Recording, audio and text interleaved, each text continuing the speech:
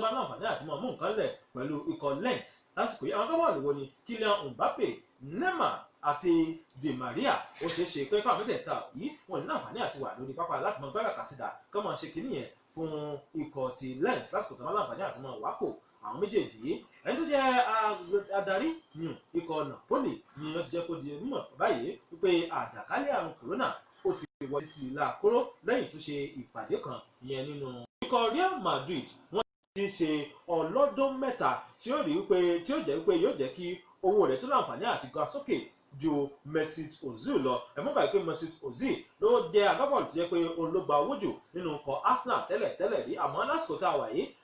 Pierre-Emerick Aubameyang ó ti já rẹ́kọ̀dù o nítorí pé òun ni agbábọ́ọ̀lù eléyìí ti ṣe bẹ́ẹ̀ tó jẹ́ pé ó ti gba owó jù nínú ikọ̀ Arsenal bí àti láǹfààní lásìkò tá a wà yìí, àbí ká sọ pé tí ó máa gba owó jù nínú ikọ̀ Arsenal nítorí pé òun náà ti fìtàn balẹ̀ lásìkò tá a wà yìí. Ẹnìkan kì í jẹ́ àwádé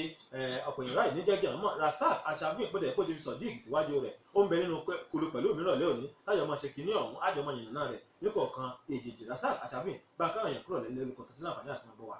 Ẹ kúrò lẹ́yìn yẹn wá adẹ̀kúṣẹ́ látàárọ̀ ẹ̀dẹ̀kújọ́ mẹ́ta Sodiq Razak Asabi lórúkọ mi, ẹ máa bá wa ká lọ. Sodiq Razak Asabi ọjọ́ ajé kọ́ láti pàdé láti ilé ètò yìí. Adúpẹ́ ẹ̀mí adúpẹ́ àlàáfíà. Alhamdulillah. Sára rẹ̀ sì jọ́mjọ́. Adúpẹ́ fọlọ́. Alágbèyàn gan. Adúpẹ́ fọlọ́. Ọ̀rọ̀ ajá wọn láǹfààní àti bẹ̀rẹ̀ kínní ọ̀hún. Jẹ́ ká bẹ̀rẹ̀ pẹ̀lú ìròyìn ti Ọlá Àìná tí wọ́n ní lásìkò tá a wà yìí. Ó ti parí gbogbo àyẹ̀wò mẹ́díkà rẹ̀ láti rí pé ó jẹ́ agbábọ́ọ̀lù Fulham nísàn-án. Agbábọ́ọ̀lù tó ṣe dáadáa ni Ọlá Àìná. Ẹ dẹ̀ rí i pé tí agbábọ́ọ̀lù bá mọ tó ń ṣe tó bá jẹ́ pé ibi tó ipò tó bá wà tí ò bá ráyè àti gbá bọ́ọ̀lù dáadáa, àwọn ìwọ̀n ìṣẹ́jú tó bá sì fi gbá bọ́ọ̀lù níbi tó bá wà, mo yóò sì rí ikọ̀ bọ́ọ̀lù míì tí ó rò pé arákùnrin ọmọ bọ́ọ̀lù gbà wọn ò fún láyè mi tó wà ní jágbé wá sí inú nǹkan wa. Ẹ rí i pé loan òun ló bá wọ inú ọkọ̀ Fulham. Ẹ dẹ̀ rí i pé Fulham náà ṣe kíni wọ́n ṣẹ̀ gba ìgbéga wá sínú ìdíje líìgì rẹ̀ Gẹ̀ẹ́sì ni. Ẹ rí i pé Fulham náà nìsín gbàtọ́ bá di ọ̀túnla ìyẹn ọjọ́ Sátọ̀dé Fulham ìfọsẹ̀wọnsẹ̀ wọn àkọ́kọ́ bí tí wọ́n ti mọ̀ kojú ikọ̀ ẹgbẹ́ bọ́ọ̀lù Arsenal nínú ìdíje líìgì rẹ̀ Gẹ̀ẹ́sì. Ẹ rí i pé ó ṣe ṣe kárí Ọlá Àìná tí ó kojú ikọ̀ bọ́ọ̀lù Arsenal. Nǹkan tẹ́mi ó kàn rí ni pé àṣeyọrí ńlá ló jẹ́ fún un torí pé báwọn èèyàn tó ṣe ń wo Ọlá Àìná tẹ́lẹ̀ yóò tún ṣe kíni yóò tún rú gọ́gọ́ díẹ̀ sí i torí nínú ìdíje líìgì rẹ̀ Gẹ̀ẹ́sì gbogbo àgbáyé ní ṣe kíni ló ń wò. Èmi rí i pé ìgbésẹ̀ tó dáa ni arákùnrin ìgbé yóò sì dáa kó ṣe kíni kó tún túbọ̀ tẹpá mọ́ tó ń ṣe dáadáa kó lè bá rí àwọn àṣeyọrí tó gá yàtà sí lọ́jọ́ iwájú. So bí mi sì rí àárín rẹ̀. Razak Asabi já sọ̀rọ̀ nípa ọ̀rọ̀ ilé tí láǹfààní àti mọ owó ẹ tó yẹ pé lásìkò tá a wà yìí òun náà ni ọ̀rọ̀ yìí tó ń jà ràn ìrìn òun náà ni ìfẹsẹ̀wọnsẹ̀ àkọ́kọ́ nínú ìdíje La Liga ìyẹn láàrin ikọ̀ Granada àti Athletic Bilbao tó yẹ kó wáyé ní ọ̀la ọjọ́ Ẹtì, àmọ́ tí adájọ́ ti gbé ìdájọ́ kalẹ̀ wípé lásìkò tá a wà yìí wọ́n ní ìfẹsẹ̀wọnsẹ̀ kankan kò gbọdọ̀ wáyé lọ́jọ́ Ẹtì àti ọjọ́ Ajé nínú ìdíje Spanish La Liga. Ẹni tí mò ń sọ ni pé àwọn ìfẹsẹ̀wọnsẹ̀ kan ó yẹ kó wáyé lọ́la nínú ìdíje Spanish La Liga. Ìfẹsẹ̀wọnsẹ̀ Granada àti Athletic Bilbao ó yẹ kó wáyé lọ́la, àmọ́ adájọ́ kan ní ilé ọ̀hún ó ti gbé ìdájọ́ kalẹ̀ wípé ìfẹsẹ̀wọnsẹ̀ kankan kò gbọdọ̀ wáyé ní ọjọ́ Ẹtì àti ọjọ́ Ajé, wípé ìfẹsẹ̀wọnsẹ̀ tí wọ́n bá gbá gbọ́dọ̀ jẹ́ pé àárín Sátidé àbí Sunday ni wọ́n máa gbà. Ẹ rí i pé èmi ń wòye pé nínú ìdíje Spanish La Liga ó fẹ́ẹ̀ dàbí ìgbà wípé wọn fẹ́ẹ̀ mú bọ́ọ̀lù lọ́kùnkúndùn ju tó inú ìdíje líìgì rẹ̀ Gẹ̀ẹ́sì torí tẹ́ bá wò ẹ́ rí i pé nínú ìdíje Spanish La Liga àwọn ìfẹsẹ̀wọnsẹ̀ wọn gan ohun tó pọ̀ jù ń bẹ alẹ́ bíi tá a bá fẹ́ wò Nàìjíríà time wọn bíi bóyá bíi alẹ́ bíi aago 9 àbí aago 10 àwọn tí ó bá ń gbọ́ mi dára wọ́n ti mọ tí mò ń sọ àwọn tó bá jẹ́ olólùfẹ́ bọ́ọ̀lù Barcelona wọ́n ti mọ̀ pé bí aago 9 alẹ́ àbí aago 10 láwọn máa ń wo ìfẹsẹ̀wọnsẹ̀ ikọ̀ bọ́ọ̀lù Barcelona kí lè eré ìdẹ́rì ni pé lórílẹ̀‐èdè Spain wọ́n fààyè yí pé eré bọ́ọ̀lù aláfẹsẹ̀gbá kò gbọ́dọ̀ di iṣẹ́ àwọn èèyàn tó ń wo bọ́ọ̀lù lọ́wọ́ ṣòbóyè náà ni adájọ́ fi wò pé ó dáa eré bọ́ọ̀lù aláfẹsẹ̀gbá kò wá gbọ́dọ̀ di àwọn èèyàn lọ́wọ́ kó mọ̀ lè ṣiṣẹ́ wọn pé ní tó bá ti kọjá òpin ọ̀sẹ̀ kò gbọ́dọ̀ ṣe kíni kò gbọ́dọ̀ wáyé nínú ẹ̀rẹ̀ rí pé nínú ìdíje líìgì rẹ̀ Gẹ̀ẹ́sì eléyìí ṣe kíni ó yàtọ̀ wọn a máa gbá bọ́ọ̀lù aláfẹsẹ̀gbá nínú ìdíje líìgì rẹ̀ Gẹ̀ẹ́sì lọ́jọ́ Monday wọn a máa gbá ọjọ́ kò sí tọ́jú ìgbàwọ́ ìfẹsẹ̀wọnsẹ̀ nínú ìdíje líìgì rẹ̀ Gẹ̀ẹ́sì òun náà sọ pé bá a ṣe ń ṣe ń bì èèwọ̀ bòmíì so bí wọ́n ṣe ń ṣe ní inú ìdíje Spanish La Liga ó yàtọ̀ sí inú ìdíje EPL so bí èmi ṣe rí àárín ẹni. Kódà Razak Asabi jámọ̀ sọ̀rọ̀ nípa olùkọ́ni Jurgen Klopp ti kọ̀ Liverpool tó ní òun kọminú o lórí bí ikọ̀ Chelsea àti Man City wọ́n ṣe ń náwó lásìkò tá a wà yìí ṣé Jurgen Klopp ti ń ṣeré ni. kò ṣeré ní England kò ṣeré kò ṣeré torí Moscow gan ti pẹ́ kò ṣeré ní England torí tẹ́lẹ̀ bá wà níbẹ̀ ni Jurgen Klopp ní ìgbà ìdíje líìgì rẹ̀ gẹ̀ẹ́sì ẹ rí i pé gẹ́gẹ́ bí mi ṣe ka ìròyìn yẹn Yorùbá sọ pé ọ̀tẹ̀ ní ìpòdò ọ̀yà olùrọ̀ Jurgen Klopp tọ́rọ́ sọ̀rọ̀ kan láàrin ìròyìn yìí pé kò sí bí ikọ̀ Chelsea lè ra ọmọ tó wọn ò lè ṣe kíni wọn ò lè figagbága pẹ̀lú àwọn ní sáà táwọn olóòkan èmi dẹ̀ rí wípé olùkọ́ni Jurgen Klopp òun ló mọ ń torí tí ò fira agbábọ́ọ̀lù tó agbábọ́ọ̀lù tó yẹ kó rà tí ikọ̀ bọ́ọ̀lù Chelsea àti olùkọ́ni Frank Lampard òun ló mọ ń tó nílò tó fi ń ká agbábọ́ọ̀lù tiẹ̀ wọlé òun ló mọ nǹkan tó ń fẹ́ ṣe kí n tó ń fẹ́ fa agbábọ́ọ̀lù ṣe ní sáà táwọn olóòkan so kọ́ olùkọ́ni Jurgen Klopp kó kọjú mọ́ tiẹ̀ kó mọ̀ràn tẹni ẹlẹ́ni ẹyin tiẹ̀ tó kọjú mọ́ òun ló fi gbà díje líìgì ilẹ̀ Gẹ̀ẹ́sì ní sáà tó kọjá so kó mọ̀ sùn kó mọ̀ wàrà ro ìdíje líìgì ilẹ̀ Gẹ̀ẹ́sì yóò gbóná piakin ní fún sáà táwọn olóòkan torí ikọ̀ Chelsea wọn ò sùn bẹ́ẹ̀ ikọ̀ Chelsea wọn ò sùn ikọ̀ Man U wọn ò sùn ikọ̀ Liverpool ikọ̀ Man City wọn ò sùn kódà ikọ̀ Arsenal àtàwọn gan ti gbéra bí ajá síìsì so èmi ń sọ fún olùkọ́ni Jurgen Klopp pé kó tẹpá mọ́ tó ń ṣe agbábọ́ọ̀lù tó bá nídìí àti rà kó rà tí ò bá nídìí àti rà agbábọ́ọ̀lù kó mọ̀ rà kò wá níjẹ́ pé yóò mọ̀ ṣẹ́kẹ́ni yóò mọ̀ fẹnu kọ̀ǹdẹ́mù ikọ̀ Chelsea àti ikọ̀ míì tó ń ra agbábọ́ọ̀lù wọlé àwọn náà mọ̀ ń tẹ́rí tẹ́ fi ra agbábọ́ọ̀lù tiwọn fìlọ́sọ́fì ẹgbẹ́ agbábọ́ọ̀lù ń kálukú ó sì sọ̀tọ̀ọ̀tọ̀ ikọ̀ Chelsea ni a ti mọ̀ pé tí ẹ bá ṣe pé bí ẹ ṣe gbégi lé wọn ní ẹ̀yìn láti bí ọdún bí ẹyọ kan àbí méjì sẹ́yìn pé kí wọ́n gbọ́dọ̀ ṣe kíni wọn ò gbọ́dọ̀ ra ọmọ látàrí pé wọ́n fẹ̀sùn kàn pé wọ́n ra agbábọ́ọ̀lù tí ó yẹ kí wọ́n rà wọ́n náwó bí ó ṣe yẹ kí wọ́n náwó ó ní kan Chelsea ò fi ra ọmọ so nígbà tí wọ́n ti wá ṣe kíni ti wá láǹfààní báyìí nísìnyí sáà tó wá bí wọn pé wọ́n mọ̀ ra agbábọ́ọ̀lù yẹn dẹ̀rí pé olùkọ́ni Frank Lampard wọ́n ṣe gbàṣẹ́ Chelsea ní sáà tó kọjá ni kọ̀ráyè ra ọmọ àdìgbà tó ti dé so kí wá tún ni olùkọ́ni Jurgen Klopp ti ṣe kíni tí ń fẹnu àbùkù kan Frank Lampard bó ṣe ń kọ́ ọmọ wọlé ẹjẹ́ àforúnkú tẹ̀ pàrònú ká mọ ohun tí ó ṣẹlẹ̀ àtẹ̀ntì rọmọ àtẹ̀jọ́ pé ọmọ 5 nìyẹn àtẹ̀ntì ọ̀rà nǹkankan ìdíje líìgì ilẹ̀ Gẹ̀ẹ́sì òun náà ni ó gbéra sọ lọ́tún látàwọn òwe á dẹ̀ máa ṣe kíni á máa rí èsì òǹkálukú fún kálukú so bẹ́ẹ̀ mi ṣe rí àárín yẹn. Rasaq Àṣàbí ní tèmi tiẹ̀ wòye níwòye tèmi ni pé bóyá ọwọ́ Jurgen Klopp bóyá ọwọ́ rẹ̀ dilẹ̀ díẹ̀ bóyá fọwọ́ bá dilẹ̀ kò sí déyìn yìí sọ. ẹ rí i pé nǹkan tẹ́mi máa sọ téèyàn bá ń gbìyànjú láti ṣe nǹkan tẹ́nìkan náà ṣe kíni tẹ́nìkan ń gbìyànjú láti ṣe nǹkan a lè sọ pé olùkọ́ni Jurgen Klopp a lè sọ pé òun náà gbìyànjú òun ló mọ agbábọ́ọ̀lù tó nílò nínú ọkọ̀ Liverpool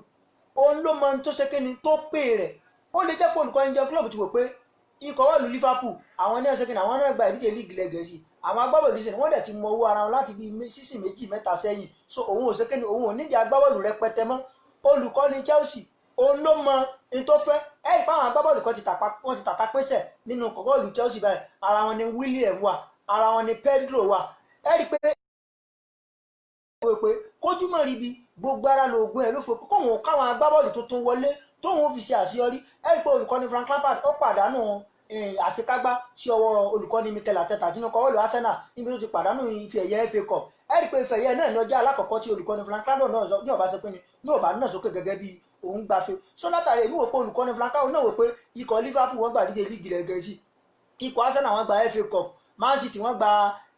Carabao Cup òun ṣe kéde òun sanwó lọ so yóò wá padà wà ní sàtàwá yìí kò wá ní rọmọ so òun ò fẹ́ ṣàṣeyọrí ẹ fi olùkọ́ni Jurgen Klopp lẹ̀ ẹni tó rọmọ àtẹ̀ntì ò rọmọ á jọ rí èsì wọn ọ̀tún láì náà ló dé tán yìí tí ó bẹ̀rẹ̀ táwọn owó tó ń ṣẹlẹ̀ lọ so ẹ̀jẹ̀ àforúnkún tẹ̀ parò ní. ọ̀la ló sì bo ọ̀tún la lójú bẹ́ẹ̀ ni ọ̀dọ̀ ajá máa láǹfààní àti tẹ̀síwájú bí agbábọ́ọ̀lù Harry Kane ló ṣe láǹfààní àti fi ọ̀rọ̀ hàn dé wípé lásìkò yìí o ohun tí ó bá gbà lòun ó ṣe láti fi pé òun gba ife ẹ̀yẹ kan tàbí méjì. ẹ rí i pé Yorùbá sọ pé igi kan ò lè dàgbò ṣe ẹ dẹ̀ rí i pé Harry Kane ó ti pẹ́ ó ti tọ́jọ́ mẹ́ta nínú ikọ̀ ẹgbẹ́ agbábọ́ọ̀lù Tottenham ẹ dẹ̀ rí i pé agbábọ́ọ̀lù wọn tó ṣe dáadáa ni ẹ dẹ̀ rí i pé tárákùnrin bá ti fara ṣèṣe ikọ̀ ẹgbẹ́ agbábọ́ọ̀lù Tottenham wọn èfi sábà ṣe àṣeyọrí nínú ìfẹsẹ̀wọnsẹ̀ tí wọ́n bá ń gbá torí pé agbábọ́ọ̀lù yìí ó ṣe kíni ọmọ gbágbó wọlé fún ikọ̀ Tottenham Hotspur ẹ wàá rí i pé ohun tó sọ yẹn wípé òun fẹ́ gba ikọ̀ ẹgbẹ́ agbábọ́ọ̀lù Tottenham èmi rí i pé ó lè gbìyànjú ni táwọn yòókù rẹ̀ bá fọwọ́sowọ́pọ̀ pẹ̀lú olùkọ́ni Jose Mourinho tí wọ́n jọ fọwọ́sowọ́pọ̀ tí wọ́n jọ ṣe àṣeyọrí èmi wí pé nǹkan tí Harry Kane ní lọ́kàn yóò ṣe kíni aláàrẹ̀ yóò wá sí ìmúṣẹ torí agbábọ́ọ̀lù ti pẹ́ nínú ọkọ̀ Tottenham ó ti pẹ́ díẹ̀ so èmi rí i pé tó bá lè ṣe kíni tó bá lè fọwọ́sowọ́pọ̀ pẹ̀lú àwọn agbábọ́ọ̀lù wọn yòókù tí olùkọ́ni Jose Mourinho náà tóun náà dẹ̀ ra àwọn agbábọ́ọ̀lù tó yẹ kó rà tí ó fi ran Harry Kane lọ́wọ́lọ́wọ́ wájú àtọwọ́ ẹ̀yìn wọn àtọwọ́ àárín gbùngbùn èmi rí i pé àlá Harry Kane yóò wá sí ìmúṣẹ so bẹ́ẹ̀ mi ṣe rí àárín ẹ̀. ó dára Rasaq Aṣàbí jámọ̀ sọ̀rọ̀ nípa ìròyìn ilé ìtura àǹfààní àti bí kò tó sí wa lọ́wọ́ nípa ti aṣọ́lé yín ìyẹn Emi Martinez lásìkò tá a wà yìí lórí níbo ẹ bá ọ̀rọ̀ rẹ̀ dé lórí pé ikọ̀ Aston Villa wọ́n ní àwọn fẹ́ káwọ́ gan. ẹ rí i pé gẹ́gẹ́ bẹ́ẹ̀ mi ṣe máa ń sọ tíyẹn bá rí opportunity kan kò yẹ kéèyàn ó sì lò ó yẹ kéèyàn ó lò dáadáa torí mi ó tún ṣe kínni ó tún dúró déèyàn wájú béèyàn bá ṣe ṣe bẹ́ẹ̀ ó sì lè má padà wá èyí tó bá sì rí mú ó yẹ kó o lò dáadáa torí ó lè jẹ́ pé n tó o lò dáadáa òun ló fi já ojú ọ̀nà síbi tó yẹ kó o já sí so látàrí bẹ́ẹ̀ èmi wò pé Emiliano Martinez aṣọ́lé fún ikọ̀ ẹgbẹ́ olú Arsenal kejì ni kódà gan kìí sóun gan ní ìkejì tẹ́lẹ̀ ó wà láàrin àwọn bá bí ìkẹta àbí ìkẹrin tẹ́lẹ̀ ni ẹ dẹ̀ rí i pé látàrí opportunity mo sọ ẹ rí i pé aṣọ́lé àkọ́kọ́ fún ikọ̀ ẹgbẹ́ olú Arsenal yẹn Ben Leno ọlá wípé arákùnrin yìí fara ṣèṣe ní sáà tó kọjá ó tó rí pé sáà tó kọjá fẹ́ parí ó ló fara ṣèṣe tí Emiliano Martinez tó fi ráyè ṣètò tó fi ráyè jẹ́ aṣọ́lé àkọ́kọ́ fún ikọ̀ ẹgbẹ́ bọ́ọ̀lù Arsenal ẹ dẹ̀ rí i pé Emiliano Martinez ó ṣe dáadáa ara dáadáa tó ṣe òun náà ló fi ran ikọ̀ bọ́ọ̀lù Arsenal lọ́wọ́ tí wọ́n fi gba ìdíje FA Cup ó tún ran ikọ̀ bọ́ọ̀lù Arsenal náà lọ́wọ́ tí wọ́n fi gba ìdíje Community Shield ẹ dẹ̀ rí i pé ikọ̀ bọ́ọ̀lù Arsenal àti olùkọ́ni Mikel Arteta wọ́n ti sọ Emiliano Martinez wọ́n ti sọ di aṣọ́lé ẹlẹ́ẹ̀kejì tí ó jẹ́ backup fún Ben Leno ẹ dẹ̀ rí i pé olùkọ́ni Mikel Arteta ó fẹ́ràn aṣọ́lé ó ń bá sọ̀rọ̀ pé kó má lọ pé ó sì lè rí ààyè ẹni tó ti ń jókòó láti bí ọdún bíi 7-8 sẹ́yìn tí ò rí aṣọ wọ̀ tó wá jẹ́ pé ẹnìkan wá fara ṣèṣe ó wá láǹfààní ó dẹ̀ rí àǹfààní yẹn ó dẹ̀ lò dáadáa ṣé bó náà ló jẹ́ kí yóò ṣe kíni kí wọ́n ó rìnà rí ẹ dẹ̀ rí pé ikọ̀ ẹgbẹ́ bọ́ọ̀lù Aston Villa àwọn ti kọ́kọ́ gbé owó wá lálàkọ́kọ́ fún ikọ̀ bọ́ọ̀lù Arsenal pé àwọn fẹ́ ra Emiliano Martinez ní 15 million pounds ẹ rí pé ikọ̀ bọ́ọ̀lù Arsenal ṣe kíni wọ́n kọ́ ikọ̀ Aston Villa náà nìsín wọ́n tún ti ń ṣe kíni wọ́n tún ti ń gbáradì láti gbé 20 million pounds wá fún ikọ̀ ẹgbẹ́ bọ́ọ̀lù Arsenal aṣọ́lé wọn yìí náà dẹ̀ ní Emiliano Martinez òun náà fapá jánu pé òun ò dúró tí olùkọ́ni Mikel Arteta tí ò bá ti lè fọwọ́ sọ̀yà fún òun pé òun ó mọ̀ rí ipò àkọ́kọ́ mú gẹ́gẹ́ bí aṣọ́lé àkọ́kọ́ fún ikọ̀ Arsenal olùkọ́ni Mikel Arteta ó dẹ̀ lóun ò lè fọwọ́ rẹ̀ sọ̀yà pé ó dìpẹ́ǹd lọ́wọ́ bí aṣọ́lé méjèèjì bẹ́ẹ̀ máa ṣe dáadáa sí lòun ò sì máa lò wọ́n èmi rí ni pé Emiliano Martinez tó bá fẹ́ wò dáadáa ni kò sí bá a ṣe lè fi bàbá a lè fi wọ́mọ nǹkan ṣe kíni nǹkan ju nǹkan lọ a lè fi kọ Arsenal ká fi wé Aston Villa ẹ rí i pé láàrin àǹfààní péréte tó ní ohun tó fi ráyè wọnú kọ Arsenal tó fi mú goli fún wọn ẹ rí i pé àṣeyọrí ńlá méjì ló ṣe ó gba FA Cup ó gba Community Shield inú kọ Aston Villa tí ń gbówó yìí tó bá sọ pé òun fẹ́ mórí lébẹ̀ láàrin ọdún bíi 5 ó lè má rí fi ẹ̀yẹ kankan gbà so eléyìí ni kó ṣe kíni eléyìí ni kí Emiliano Martinez kó ronú sí tó bá tiẹ̀ jẹ́ pé olùkọ́ni Mikel Arteta tó bá yẹ pé olùkọ́ni Mikel Arteta sọ fún un pé òun ò ṣe kíni òun ò ní lù ọ́ ó da àárín number 1 number 2 ló wà ipò kíní sípò kejì ló wà tó o bá sì ń ṣe dáadáa tó bá ń ṣe dáadáa lọ ó lè jàgbà mọ́ Ben Leno lọ́wọ́ torí pé ó ṣe kíni arákùnrin ń ṣe dáadáa èmi wò pé èrò lọ́bẹ̀ gbẹ̀gìrì ó yẹ kí Emiliano Martinez ó yẹ kó rò dáadáa kó tó gbé ìgbésẹ̀ ẹ dẹ̀ rí i pé ikọ̀ bọ́ọ̀lù Arsenal náà àwọn náà ṣe kíni àwọn náà ń kakú lásìkò tá a wà yìí tọ́lá àwọn náà ní àwọn agbábọ́ọ̀lù bíi 2-3 tí wọ́n fẹ́ gbé wọnú nǹkan wọn wọ́n rò pé táwọn bá lè gba 20 million pound lọ́wọ́ Aston Villa àwọn gbà lóhun aṣọ́lé mi orú 20 million pound sí àwọn fi kún owó agbábọ́ọ̀lù mi táwọn fẹ́ tà àwọn kọ àwọn mímì táwọn fẹ́ kó wọlé Emiliano Martinez ó ní kòrò dáadáa torí èrò ní ọbẹ̀ gbẹ̀gìrì tí ó bẹ́ẹ̀ sì rí àárín ẹ̀. ó dà kí lórí sọ sí ọ̀rọ̀ Alexander Lacazette. ẹ rí i pé gẹ́gẹ́ bẹ́ẹ̀ mi sì máa sọ tí èèyàn bá ń ṣe dáadáa téèyàn bá dẹ̀ wà lórí pápá téèyàn bá ń ṣe dáadáa ó ní ikọ̀ bọ́ọ̀lù téèyàn bá wà òní ẹ̀ fún máa ṣe kíni òní ẹ̀ fún máa bu ọlá fún yàn ẹ rí i pé Alexander Lacazette agbábọ́ọ̀lù tó mú yanyan fún ikọ̀ bọ́ọ̀lù Arsenal ni Pierre-Emerick Aubameyang ó dẹ̀ bá Lacazette nínú ikọ̀ ẹgbẹ́ agbábọ́ọ̀lù Arsenal ni ẹ dẹ̀ rí i pé olùkọ́ni kọ̀ọ̀kan òun ló máa ń ní agbábọ́ọ̀lù tó máa ń nígbàgbọ́ nínú ẹ̀ dáadáa tẹ́ ẹ bá ní káwọ́ ẹ rí i pé Aubameyang ẹ rí i pé Arteta ní ìgbàgbọ́ tó gún mú tó pọ̀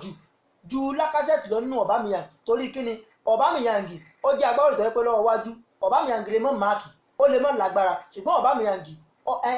ẹ jẹ́ kí n lo òyìnbó pé go getter ó ní Aubameyang Lacazette ó lè wà lọ́wọ́ wájú tí ó mọ̀ da defender láàmú tí ó mọ̀ lágbára tí ó mọ̀ ṣègbè ṣùgbọ́n Aubameyang ó lè rí góò 3 kó góò 3 ó lè rí góò 3 kó góò 2 Lacazette lè rí góò 3 kó góò 1 so eléyìí jẹ́ kí olùkọ́ni Mikel Arteta kó nígbàgbọ́ nínú Aubameyang ju Lacazette lọ kéde ẹ̀sẹ̀ wípé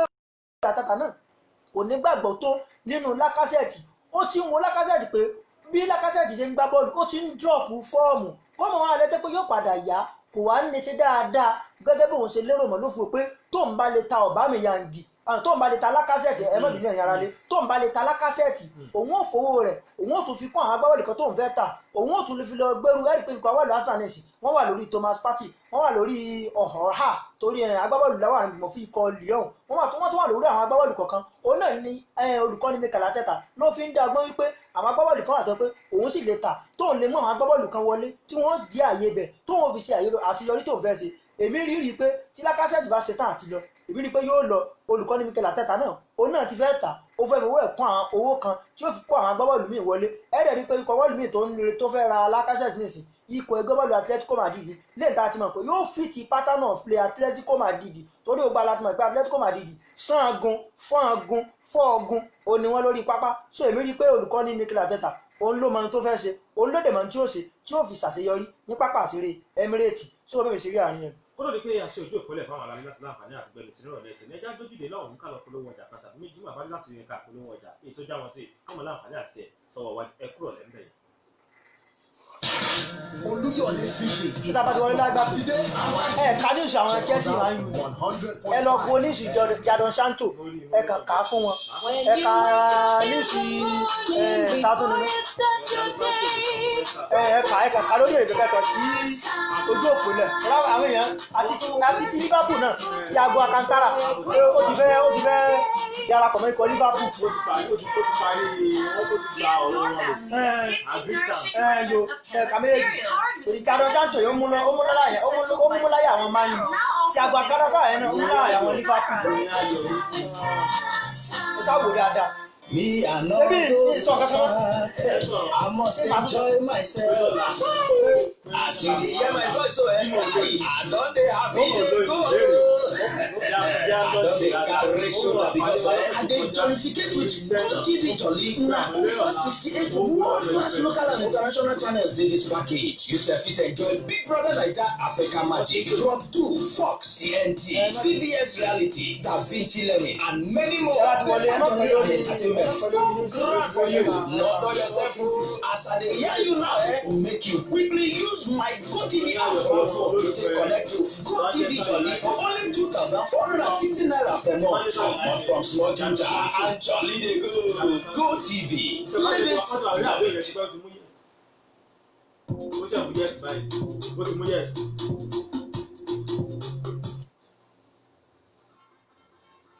ọ̀yá ẹ káàbọ̀ padà ẹ̀yin olólùfẹ́ Manchester United ọwọ́ yín dà àwọn tèmi ní Old Trafford nìyẹn bákan náà àwọn olólùfẹ́ Liverpool wọ́n ti láǹfààní àti kíni wọ́n ti gbọ́ ìròyìn ayò yìí àbí tẹ̀bátẹ̀ tí ìgbẹ́jẹ̀ máa já yín sí bẹ́tà wípé àdéhùn tí ikọ̀ Manchester United ní pẹ̀lú Jadon Sancho ó ti láǹfààní àti mú yẹ̀sì tó jẹ́ pé gbogbo rẹ̀ ti tò bá a ti ń sọ̀rọ̀ yìí Jadon Sancho ni ó sì wá jẹ́ agbábọ́ọ̀lù kẹta tí ó máa gba owó jù nínú ikọ̀ Manchester United lásìkò tá a wà yìí ọ̀dà Thiago Alcantara òun náà ni ikọ̀ Liverpool ọ̀hún ti láǹfààní àti kíni wọ́n ti parí àdéhùn pẹ̀lú ikọ̀ Bayern Munich láti pé agbábọ́ọ̀lù ọ̀hún ó di agbábọ́ọ̀lù wọn ní sàn lásìkò tá a wà yìí 07032324940 tàbí 0909888150 ní òkú méjì ilé ìtẹ́fù wọnú kolo wa ní ọ̀lẹ́ ẹ̀tọ́ ní láti pàwọ́ dásètò òun náà ni hello ẹ kúrò lẹ́ o. Bọ́lájí láti Mọ́kọ́lá ọyá à ń gbọ́ yín o.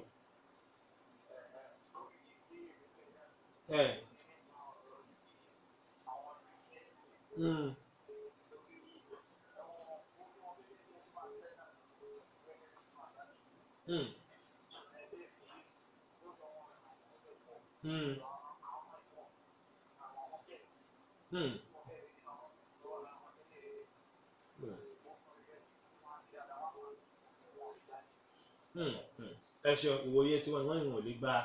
líìgì ń tiwọn níwòye tiwọn ọ̀dà ta ló wà ń bí hello ẹ kúrò lẹ́ o orúkọ yín bọ̀lẹ̀ tí ń pè wá ìmáàmù olówó láti Bódìjà ńlẹ̀ Ìbàdàn ó yẹ bá wa dá sétò yìí àkùtọ̀pẹ́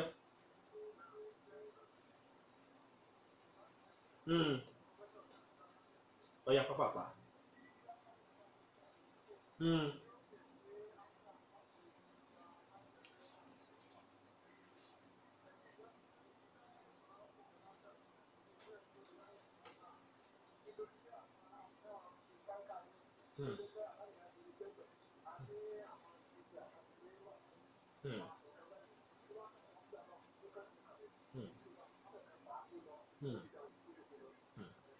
ẹ ṣeun ìmáàmù ló wọ́n ní kí lákàsẹ̀tì máa lọ wọ́n ní ọ̀sán jòkó kàn máa jókòó kalẹ̀ lásán lásán lọ ta ló ń bẹ ń bí hello ẹ kúrò lẹ orúkọ yín bọ̀lẹ̀ tí ń pè wá láti ayégun pápá àpá ẹ̀dá sítò yìí. kọ́ máa lo Martinez fún number 1 torí kó ń ṣe dáadáa nínú nǹkan Arsenal ẹ ṣeun ta ló ń bẹ ń bí hello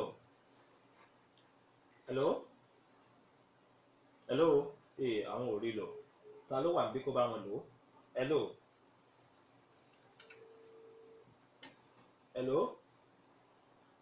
ẹ kúrò lẹ orúkọ yín bọ̀lẹ̀ tí ń pè wá ọyá pápá.